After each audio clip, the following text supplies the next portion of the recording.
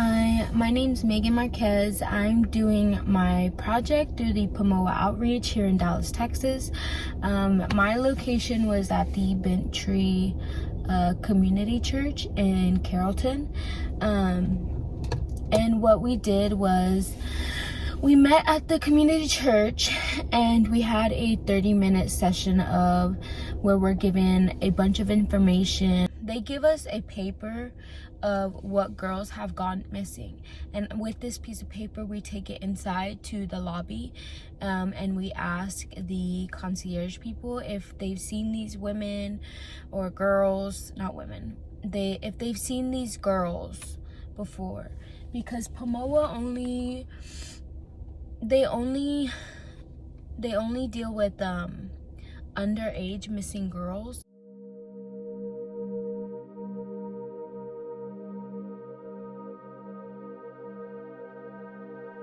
So basically, some of these traffickers tag the girls with tattoos to show other people that they belong to them.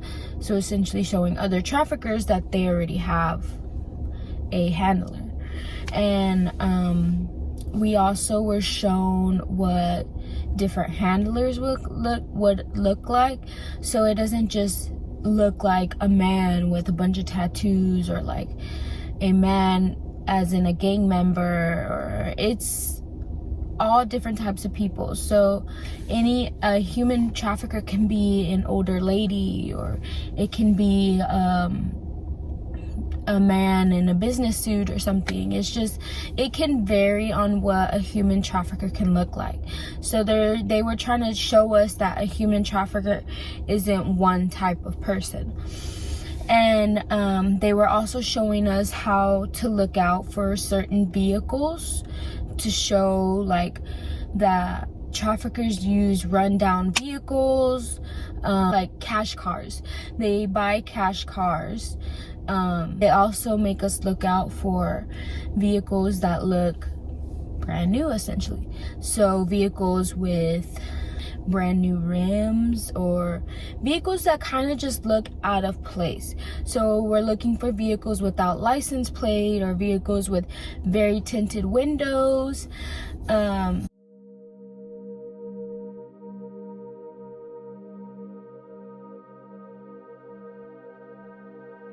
So the spot that they take us to is a group of hotels and motels together. They're all in the same block, essentially. They're all back to back. So when we went in this first hotel, the concierge told us that they called this the Strip.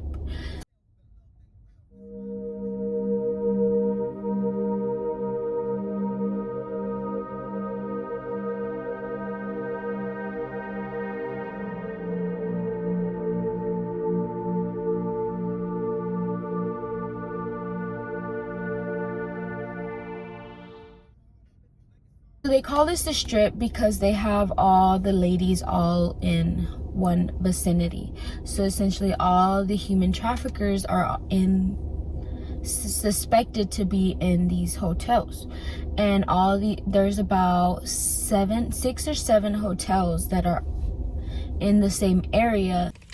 So when we go around to these places, we're only going to be driving in the parking lot, and I'm going to be recording kind of what I'm seeing. So I'll be showing like suspicious vehicles.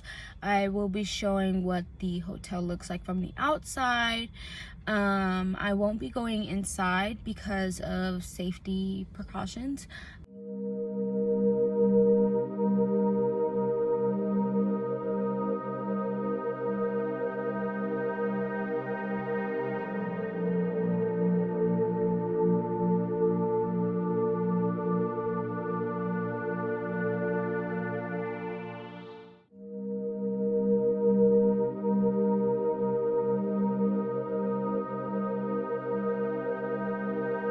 In this first hotel, we only saw suspicious vehicles when I went with the program. I was one of the ones that went in the hotel and asked if they've seen these girls, and from what I remember is the guy being very cooperative. He was very informative. He also let us know what the strip was, or he told us that the area we were in was called the Strip. And he said at night all the girls come out, and doesn't see any girls or women come out during the day. So everybody's kind of kept inside, but he says that he hasn't seen any underage girls come in. He also did mention that he noticed one of the girls on the flyer, which we took his name and a description of him down. That way we could give back to the outreach program so they can give to their investigator. And so this first hotel was very helpful, because if there was a possible chance that this guy seen this girl, then there's a chance that the investigator can help find her. And that was one of the positives that I took from this, was just that the guy was very helpful, and we didn't get any of that from the other concierge people.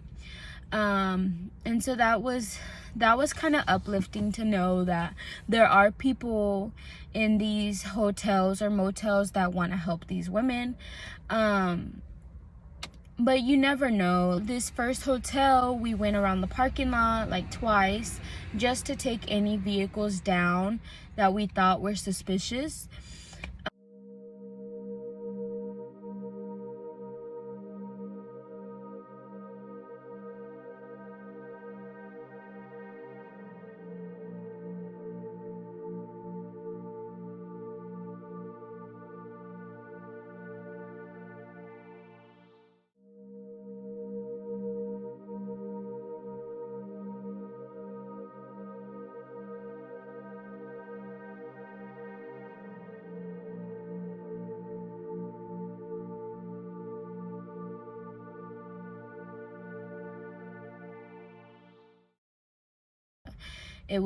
Everything went smoothly, so we didn't have any problems there. We went on to the next hotel, and in this next hotel we aren't allowed to go inside, and that's because they could be under investigation already, or there could be they were just suspected of human trafficking already. So as a safety precaution, we couldn't go inside, or there could be an ongoing investigation, so we're not allowed to interfere with that. So what we were only allowed to do was kind of observe the parking lot and see.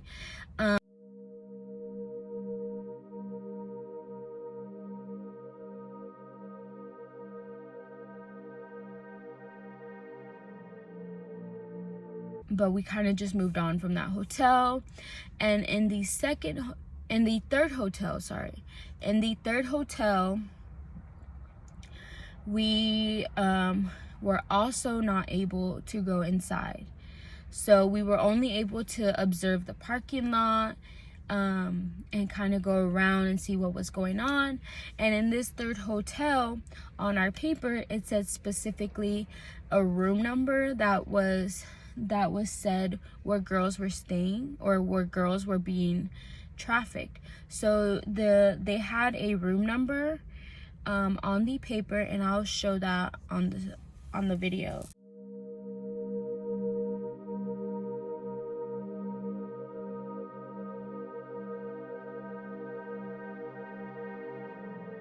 And when we were driving around with the outreach program, I noticed the room number that on the piece of paper, and I saw the room number from where we were driving.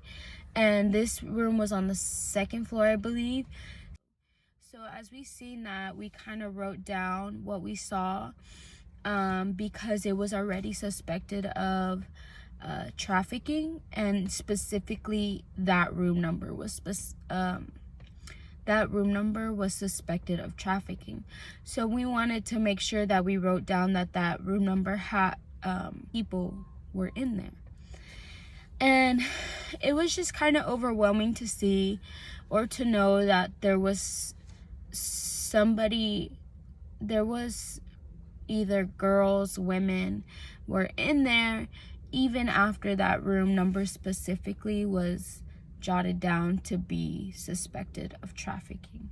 And in the same hotel, as we were driving around, we seen the suspected vehicles. We wrote down license plate and all that, and then we also seen a watcher. So there was people in their vehicles. Well, essentially there was only one. We only seen one person. We saw one person, black hood, black clothing. The back had very tinted windows, to the point where you couldn't see nothing in the back seat. The front windows were also tinted, and all, as well as the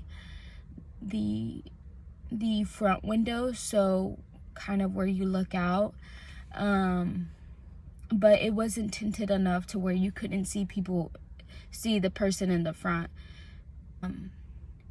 Someone looking out. We also saw them, they never got out of the vehicle. We didn't get out the vehicle. We just kind of drove by, but you could tell that they were watching because there was a specific room they were by. And so when we seen that, it was a little intimidating, just because you don't know like what's going on, or if they think you look suspicious, or so as soon as we seen the watcher, we kind of just stopped searching the parking lot.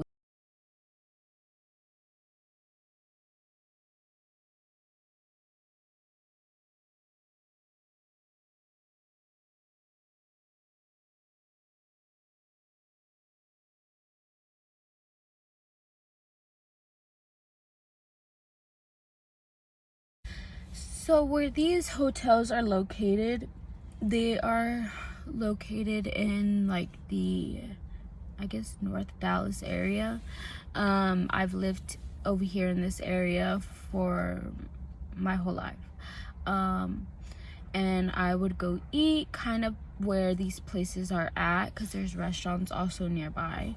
And for years I just thought they were hotels, motels, like just kind of run down. They're not the nicest places.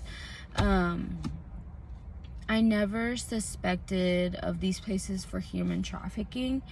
I did suspect that there would be, I guess, like prostitutes being there, just because it's so close to Harry Hines. So Harry Hines is essentially where all these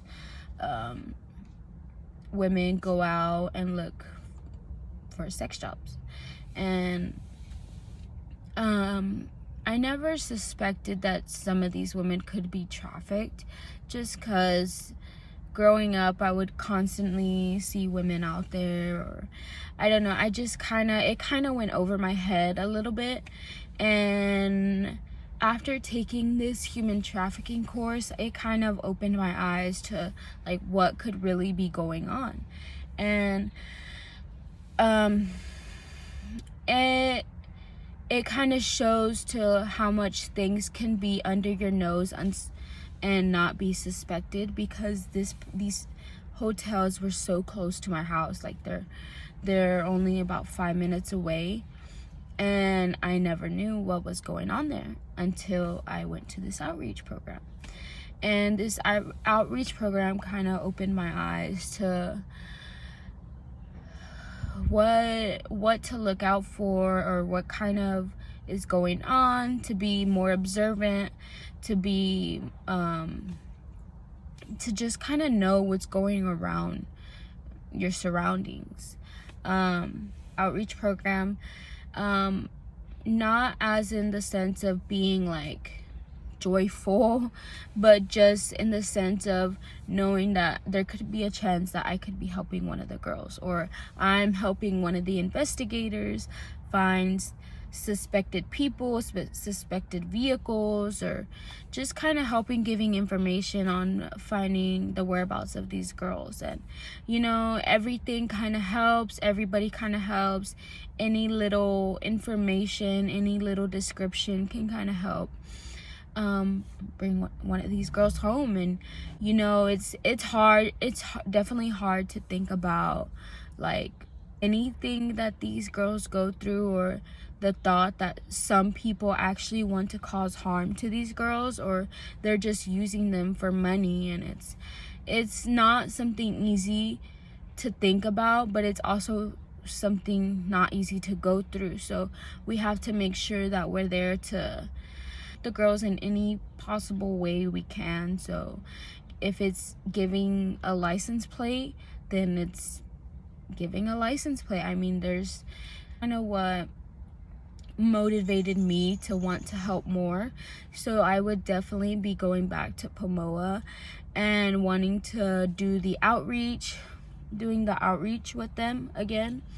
I definitely don't want to stop at this first one that I did with them. And Poiema helped me discover what I kind of want to do in my career path with social work, and I am grateful that I had the opportunity to experience it. And I would recommend you reach out to your peers or classmates or family to encourage them to come to Poiema and help out, because you never know, like one person can change another person's lives, or one person can help another person. And this is what we should be doing, is helping each other out. But I enjoyed it, and thank you for watching my project video.